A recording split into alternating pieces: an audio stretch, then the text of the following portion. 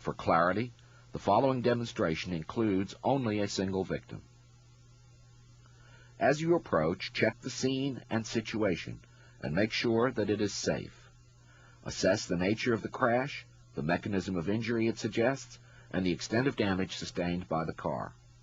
If you determine that spinal injury should be suspected, ask the patient not to move, and from the side, immediately immobilize the patient's head in its present position. Direct another EMT to enter the back seat and, from behind the patient, to take over the manual immobilization of the head from you.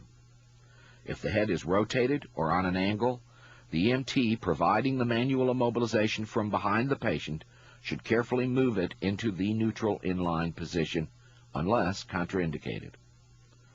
Care must be taken to avoid movement or jarring when the manual immobilization is transferred from one EMT to another. Assess the patient's ABCs to determine or rule out the need for any immediate intervention, and scan from head to toe to identify any bleeding and locate gross evident injuries. If the patient's condition or the scene do not require rapid immediate removal of the patient from the car, direct another EMT to obtain a C-collar and the OSS from the ambulance while you continue your physical exam. In order to establish a baseline, include checking the motor ability, sensory response, and distal circulation in all four extremities. Select, measure, and apply an effective, properly fitting cervical collar. Although cervical collars do not truly immobilize, they uniquely prevent loading and compression of the cervical vertebra and should always be used as an adjunct to any immobilization device. Before going further, review your findings and confirm that nothing at the scene or in the patient's condition makes removal from the car urgent. When either the scene or patient are unstable, the patient should be rotated and lowered directly to a longboard using a prescribed rapid extrication technique. If there is no urgency, the sitting patient should be fully immobilized in an extrication vest before removal from the vehicle and lowering onto the longboard.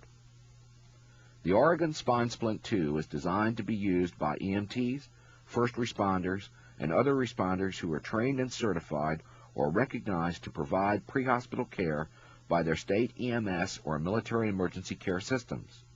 The OSS should only be used by individuals properly trained in pre-hospital trauma care and who have practiced applying the device on healthy volunteer subjects until sufficiently proficient.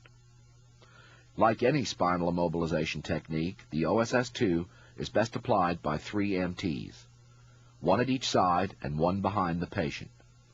When necessary, it can be applied by only 2. However, this will make the task more difficult and time-consuming. For ease of use, the carrying case in which the OSS is stored has one compartment which holds the vest and a separate zippered compartment which holds all of the other components. Open the zippered front compartment, remove the head pads and both head straps, and place them close at hand. Then, with the bag upright, open the Velcro and fold the top back so it will not snag the vest. Withdraw the OSS from its case and place it near the patient's door. As with any device, the patient will have to be moved forward to allow the OSS to be inserted and applied. One EMT positions himself on the seat next to the patient and, reaching between the arms of the EMT, who is maintaining the immobilization of the head, places his extended arm along the length of the spine to support and splint it when the patient is moved. He places his other hand on the mid-sternum so the chest is supported between it and his arm at the patient's back. The EMT at the door places his hands in the patient's armpits. When he is sure that all are ready, he supports the patient's weight without lifting him from the seat and, together with the EMT supporting the chest, slides the patient forward about 3 to 4 inches on the seat. Note that the head, neck, and torso remained immobilized in proper, straight, neutral alignment throughout the move. You are now ready to insert and apply the OSS. To provide the smallest possible package, the center section of the OSS is folded in half and secured for storage. Release the white Velcro tab and unfold the halves of the vest until flat. Orient the OSS so the side which has the two long black groin straps running along its length faces towards the patient's back.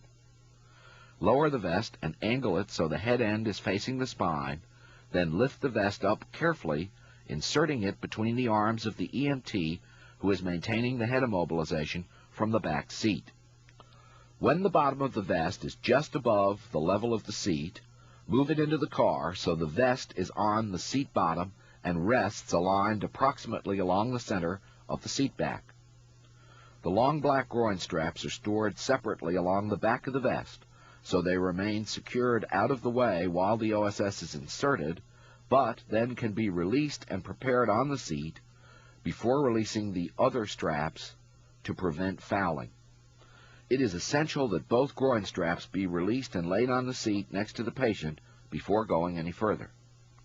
Once the black groin straps have been extended alongside the patient on the seat bottom, while one EMT holds the vest against the patient's back, the second EMT reaches behind it and releases the three black Velcro tabs which hold the side flaps together into a pouch containing the other torso straps. As the side flaps are brought around the lateral